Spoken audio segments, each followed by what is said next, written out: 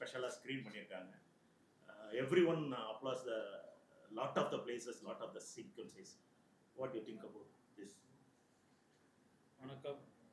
ஆக்சுவலாக ரொம்ப சந்தோஷமாக இருக்கு இந்த மாதிரி. பிகாஸ் நானும் ஒரு டெக்னீஷியன், ഞാനൊരു അസിസ്റ്റന്റ് ഡയറക്ടർ நிறைய இயர்ஸ் வேலை பண்ணிய ஆள் மலையாள இண்டஸ்ட்ரியில். Almost 18 years I was an assistant director. അപ്പോൾ എനിക്ക് தெரியும் இந்த ஆர்கனைசேஷனோட ஸ்ட்ரெങ്த் என்ன, അവർക്ക് தான் இந்த படம் நல்லா தெரிய வேண்டியது. ஸோ தட்ஸ் வை ഞാൻ കേരളയിൽ ഇരുന്നത് இந்த மாதிரி ஒரு ப்ரிவியூ இருந்ததுனால்தான் இங்கே வந்தது, சென்னையில் வந்தது.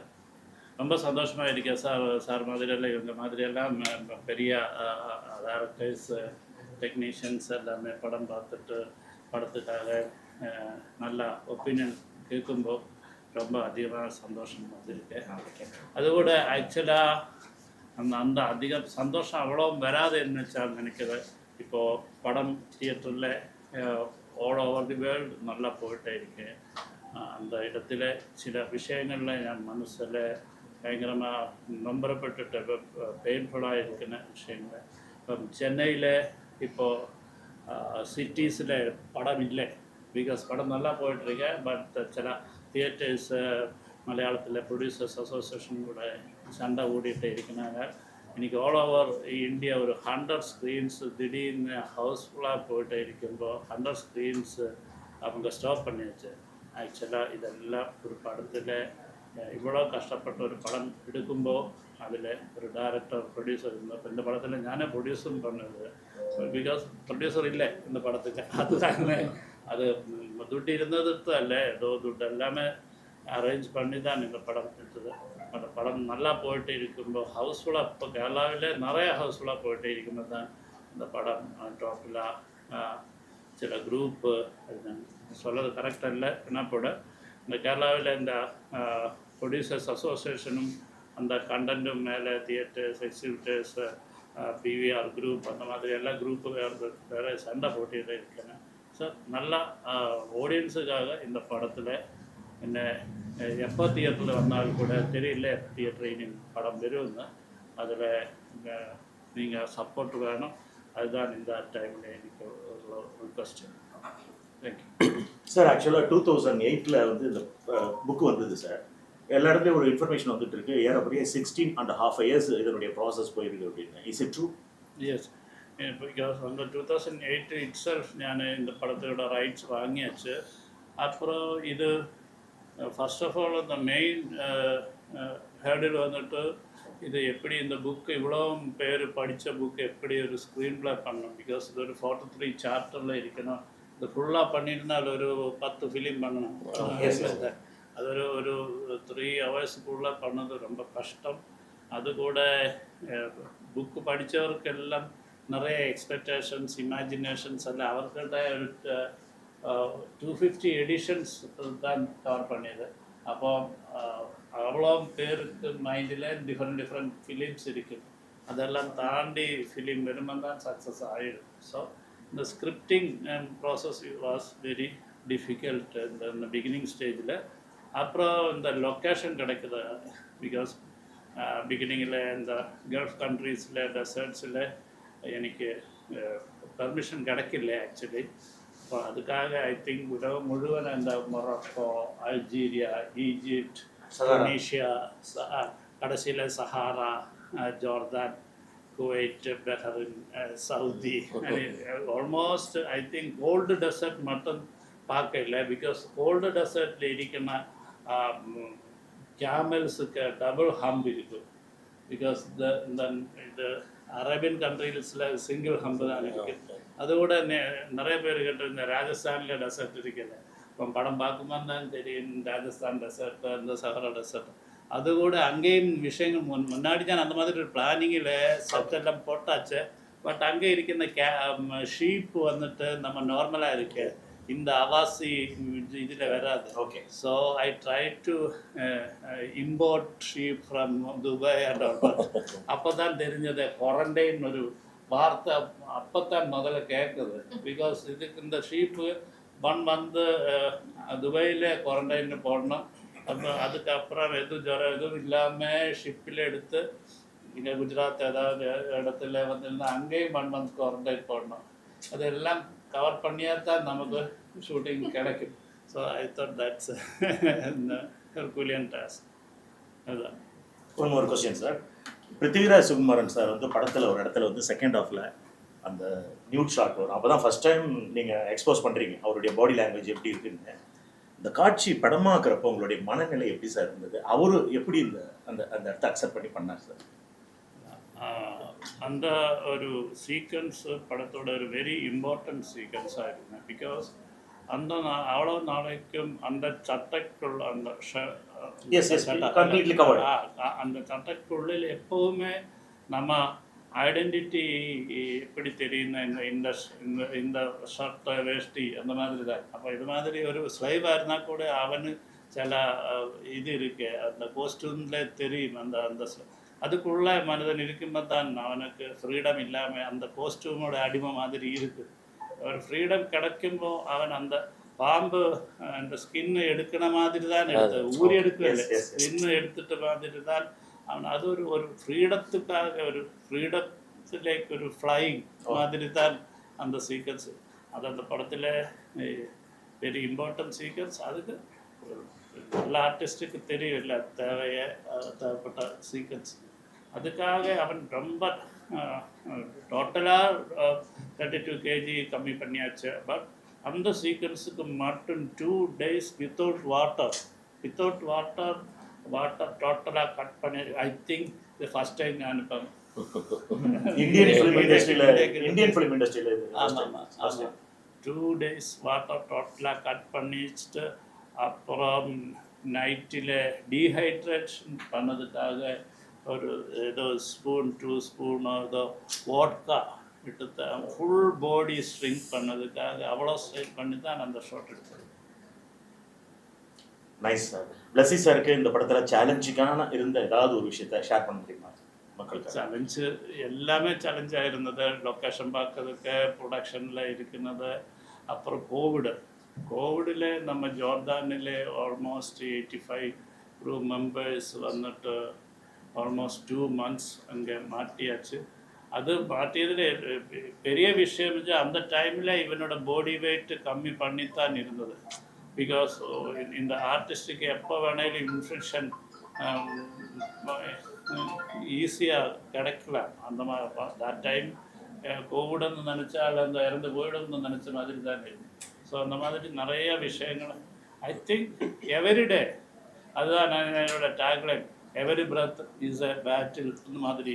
இப்போ கூட படம் முடிஞ்சாச்சு, 2 weeks ஆயிடுச்சு, பெரிய கலெக்ஷனை போட்டிருக்கேன். இப்போ கூட நல்லா நிம்மதியாக தூங்க முடியாது. Because again problems are creating. That's why. Tamil Nadu திரைப்பட இயக்குனருடைய ஒரு பொறுப்பில் இருக்கக்கூடிய பொருளாளர் அவர்கள் இங்கே வந்திருக்காரு. இது எப்படியாவது ப்ரொடியூசர் கவுன்சிலுக்கு நிச்சயமாக நோட்டீஸ் பண்ணுவாங்க சார். இல்லை, இது வந்து இந்த படம் வந்து எடுக்கப்பட்ட போது அந்த கொரோனா லாக்டவுன் வந்தப்போ ஒரு என்டையர் க்ரூவும் வந்து அங்கே ஜோர்டானில் அவங்க வந்து மாட்டியிருக்கிறாங்க. அது எல்லாருக்குமே தெரியும். நமக்கு வந்து அது எவ்வளோ பெரிய ஒரு உயிர் ஆபத்தான ஒரு சுச்சுவேஷன். நமக்கே வந்து நம்மளுடைய வாழ்க்கை என்ன ஆகும் அப்படிங்கிறது வந்து மனித குலத்துக்கே தெரியாத ஒரு அந்த நேரத்தில் இவங்க அங்கே போய் மாட்டினது. இவங்க வந்து அதை எப்படி வந்து எதிர்கொண்டாங்கங்கிறது வந்து ஒரு டாக்குமெண்ட்ரி வந்து யூடியூப்பில் இருக்குது. அதை பார்த்தீங்கன்னா தான் சார் பேசுகிறத விட, பிளஸி சார் பேசுகிறத விட அதை அவங்க அப்லிஃப்ட் பண்ணி தங்களை வந்து தாக்கு பிடிச்சி இந்த ஒரு கிரியேஷன் மேலே அவ்வளோ ஒரு ஈடுபாட்டோட ஒரு என்டையர் யூனிட்டோட பெயினும் வந்து இந்த படத்தில் வந்து இறங்கியிருக்கிறது வந்து நீங்கள் எல்லாருமே அதை பார்த்தீங்கன்னா தான் உங்களுக்கு வந்து தெரியும். அண்டு மோரோவர் இதில் வந்து அதாவது திரைப்பட இயக்குனர்கள் வந்து எல்லாருமே சேர்ந்து இயக்குனர் சங்கத்தில் வந்து ஒரு படத்தை பார்க்குறோம் அப்படின்னு சொன்னால் ஒவ்வொருத்தரும் வந்து ஒவ்வொரு கிரியேட்டர், ஒவ்வொரு கிரிட்டிக் எல்லாருமே பட் அத்தனை பேரும் வந்து ஒரு ஸ்டாண்டிங் ஓவேஷனோட இந்த படத்தை வந்து கொண்டாடின விதம் வந்து இந்த படத்தினுடைய வீச்சு வந்து எப்படி இருக்குது அப்படிங்கிறது வந்து கண்டிப்பாக தெரியும். நான் மேடையில் கூட சொன்ன பிளெஸி சார் உங்களெல்லாம் பார்த்தா எங்களுக்கு வந்து ரொம்ப பொறாமையாக இருக்குது. நீங்கள் நல்ல நல்ல படங்களாக வந்து மலையாள இண்டஸ்ட்ரியிலேருந்து கொடுத்து எங்களுக்கு அந்த கில்ட் ஃபீலை வந்து வர வச்சுக்கிட்டே இருக்கிறீங்க அப்படின்னு சொல்லிட்டு தேவயானி மேடம் கூட சொன்னாங்க, அதை வந்து நம்ம ஒரு இன்ஸ்பிரேஷனாக எடுத்துக்கலாம் அப்படின்னு சொல்லிட்டு. செர்டன்லி நம்ம வந்து அதை வந்து இன்ஸ்பிரேஷனாக தான் நம்ம வந்து எடுத்துக்கிறோம். தமிழ் திரைப்பட கிரியேட்டர்ஸை பொறுத்தளவில் இன்றைக்கி வந்து எங்களை வந்து முன்னெடுத்து செல்லக்கூடிய, நாங்கள் பின்பற்றக்கூடிய ஒரு விஷயமா வந்து கேரளா ஃபிலிம் இண்டஸ்ட்ரி வந்து இருந்துகிட்டு இருக்கு. இந்த ஆடு ஜீவிதம் படம் வந்து அதாவது இவங்களுடைய வேர்வை அதனால் உருவான ஒரு படம். இது வந்து இதுக்குள்ள ஒரு படிப்பினை வேற இருக்குது. அதனால் கண்டிப்பாக வந்து வெகுஜனம் வந்து இந்த படத்தை வந்து பார்க்கணும். இன்றைக்கி வந்து எல்லா மொழியிலையும் இந்த படத்தை பார்க்கக்கூடிய வாய்ப்பு நமக்கு வந்து இருக்குது.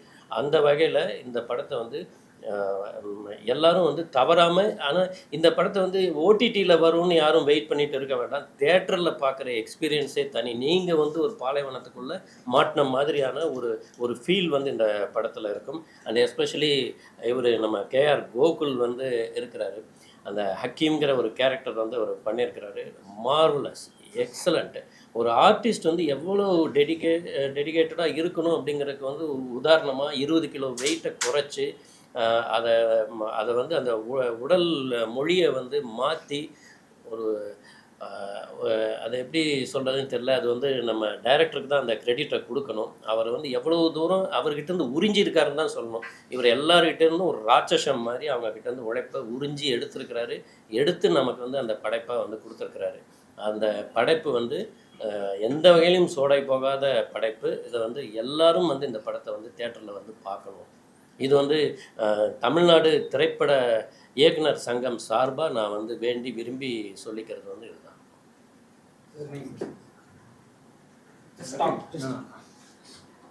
இந்த அவசரத்தில் இங்கே இருக்கிறது என் போல ஒரு புது நடிகருக்கு ரொம்ப ப்ரௌடான மூமெண்ட். என்னோட ஏஜ் இருக்கு இங்கே இருக்கிற எல்லாரோடைய எக்ஸ்பீரியன்ஸ். அப்போது இவருக்கு எல்லாரும் அப்புறம் இருந்து இவரோட வார்த்தைகள் எல்லாம் கேட்டு இவரோட காம்ப்ளிமெண்ட்ஸ் எல்லாம் கேட்டு எனக்கு ரொம்ப ப்ரௌடாக ஃபீல் பண்ணுறேன். இப்போது எல்லாருக்கும் நன்றி. இந்த தமிழ் மக்களுக்கும் நன்றி. பிகாஸ் நீங்கள் இந்த சினிமைக்கு தருத அன்பு அது ரொம்ப சந்தோஷம். நமக்கு எல்லாருக்கும் ரொம்ப சந்தோஷம் தருவேன். ஸோ எல்லாருக்கும் நன்றி இந்த அவசரத்தில். அதே மாதிரி பிருத்திவிராஜுங்கிற ஒரு நடிகனை நம்ம வந்து கண்டிப்பாக கொண்டாடியே தீரணும். இன்றைக்கி வந்து எல்லாரையும் வந்து அவர் வந்து தூக்கி சாப்பிட்ருக்கிறாரு. ஆஸ் அ ஆர்டிஸ்ட் வந்து எல்லா ஹீரோக்களுக்கும் அவர் வந்து ஒரு மிகப்பெரிய ஒரு டஃப் ஃபைட் வந்து கொடுத்துருக்கிறாருன்னு தான் சொல்லணும். அந்த வகையில் வந்து இந்திய அளவில் ரொம்ப உயரிய விருதெல்லாம் வந்து பிருத்திவிராஜோட நடிப்புக்கு வந்து தேடி வரும் அப்படின்னு எங்களுக்கு ரொம்ப நம்பிக்கை இருக்குது.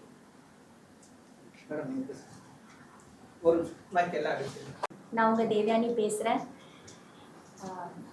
ஆடு ஜீவிதம் எக்ஸலண்ட் ஃபிலிம். பிளெஸி சாரோட அற்புதமான ஒரு படைப்பு.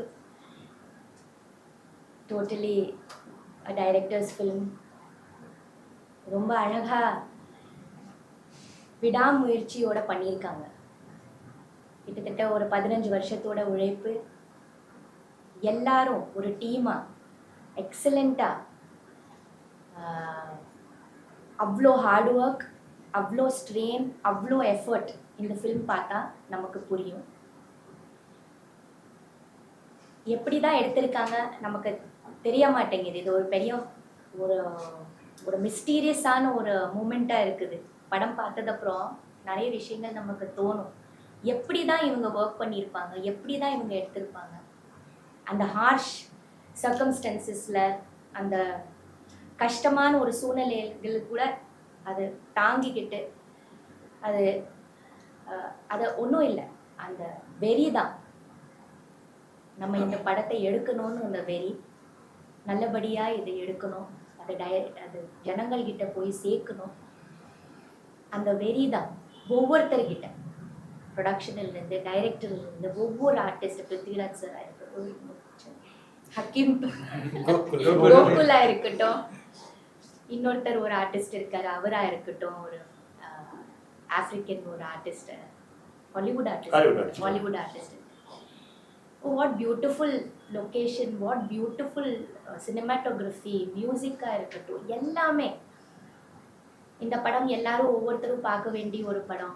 கண்டிப்பாக எல்லாரும் தியேட்டரில் போய் பாருங்க. It's an experience. எவ்வளவோ விதங்களான படங்கள் நமக்கு வருது.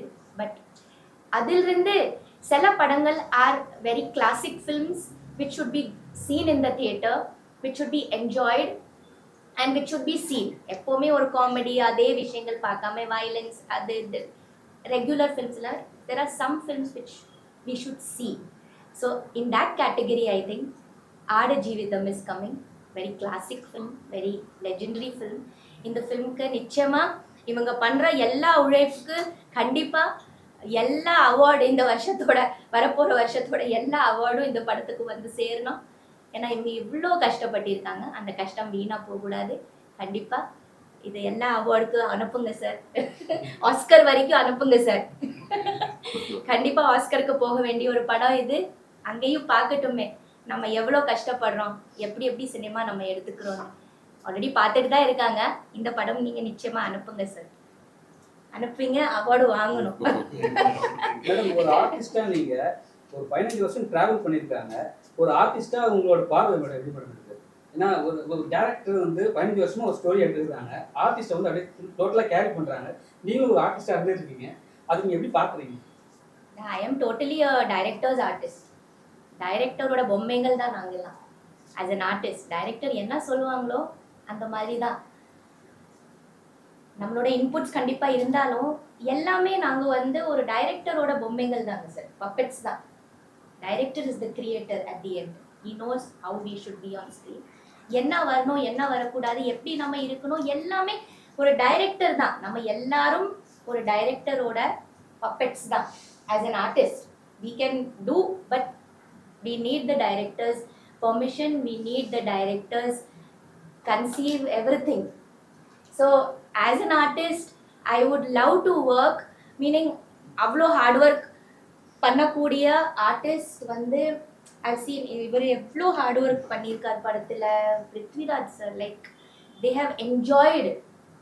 ஒரு ஹார்ட் ஒர்க்கு தெரியாமல் ஒவ்வொரு செகண்டை வந்து ரசித்து வெறித்தனமாக அதை என்ஜாய் பண்ணிட்டு பண்ணியிருக்காங்க. என்ன ஹார்டு சர்க்கம்ஸ்டன்சஸ் இருந்தாலும் அது வந்து ரொம்ப மனப்பூர்வமாக பண்ணியிருக்காங்க சார். ஸோ அதுதான், அது எல்லாமே டைரக்டருக்கு தான் போய் சேரணும். கண்டிப்பாக. அப்புறம் ஒரு லைன் படத்துல ரொம்ப நல்லா இருந்தது, எனக்கு ரொம்ப பிடிச்சிருந்தது. Walk till you live, live till you walk till you tie, walk till you tie. ஒரே ஒரு லைன் அவ்வளோ என்ன மீனிங், அது ஒரு சூப்பர் மீனிங். நம்ம நடந்துட்டே இருந்தா நம்ம உயிரோட இருப்போமா, அது வந்து எல்லா லைஃபோட எல்லா விஷயத்திலையும் மேட்ச் ஆகக்கூடிய ஒரு விஷயம். நம்ம சோம்பேறித்தனமா இல்லை அலட்சியமா ஒரு இடத்துல உட்கார்ந்தோம்னா இல்லை ஃபுல் ஸ்டாப் ஆயிட்டோம்னா ஃபுல் ஸ்டாப் தான். We should keep on moving, that is life. We should keep on travelling, we should keep on walking. It's good for you, it's good for your heart, it's good for your body, not only physically but இந்த film also. அந்த ஒரு line ரொம்ப இன்ஸ்பைரிங்கான லைனாக இருக்குது. So very good film, எல்லாரும் பாருங்க.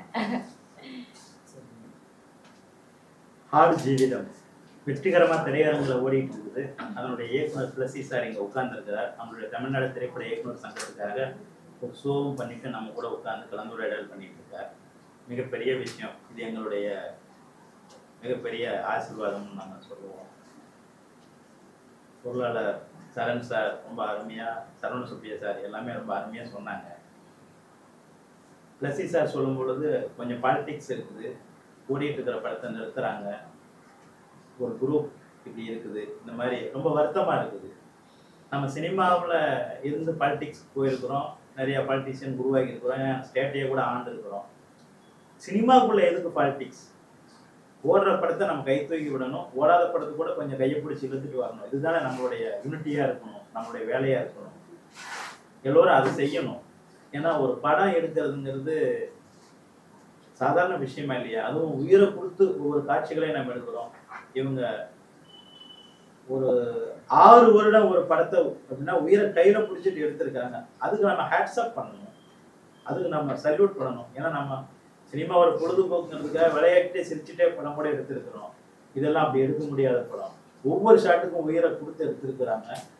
அதை நம்ம கொண்டாடணும். எந்த இண்டஸ்ட்ரியாக இருந்தாலும், தமிழாக இருக்கட்டும், ஹிந்தியாக இருக்கட்டும், தெலுங்காக இருக்கட்டும், கேரளாவிலையும் சரி. ஆக சிறந்த ஒரு படைப்பு இருக்கும்போது அதை எல்லாம் தலைமையில தூக்கி வச்சு கொண்டாடணும் என்பதை மட்டும் நான் தலைமுறை தெரிவித்துக் கொள்கிறேன். வாழ்த்துக்கள், வணக்கங்கள். ஆர்ஜிவிதம் மிகப்பெரிய வெற்றி அடையும், எல்லா விருதுகளையும் வாங்கும். அதில் பணிபுரிந்த அனைத்து டெக்னீஷியன்ஸ்களுக்கும், இயக்குனர் சாருக்கும், அடித்த பிருத்திவிராஜுக்கும் நிறைய விருதுகள் கிடைக்கும்.